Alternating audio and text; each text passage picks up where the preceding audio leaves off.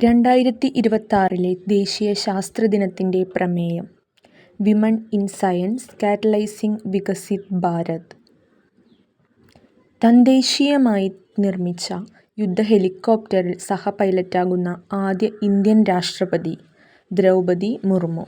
രാജ്യത്തെ ആദ്യത്തെ തദ്ദേശീയ ലൈറ്റ് കോംബാറ്റ് ഹെലികോപ്റ്ററായ LCH പ്രജറ്റിലാണ് യാത്ര ചെയ്തത്.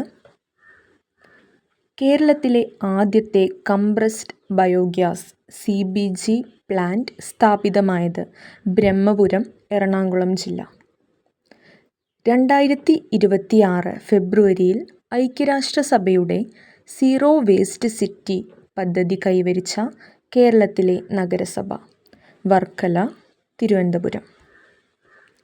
നക്ഷത്ര നിരീക്ഷണത്തിനായി ദക്ഷിണേന്ത്യയിലെ ആദ്യത്തെ ഡാർക്ക് പാർക്ക് ആരംഭിച്ചത് കൊല്ലിമല, തമിഴ്നാട്. മികച്ച ജില്ലാ പഞ്ചായത്തിനുള്ള 2024-25 വർഷത്തെ സ്വരാജ് ട്രോഫി നേടിയത്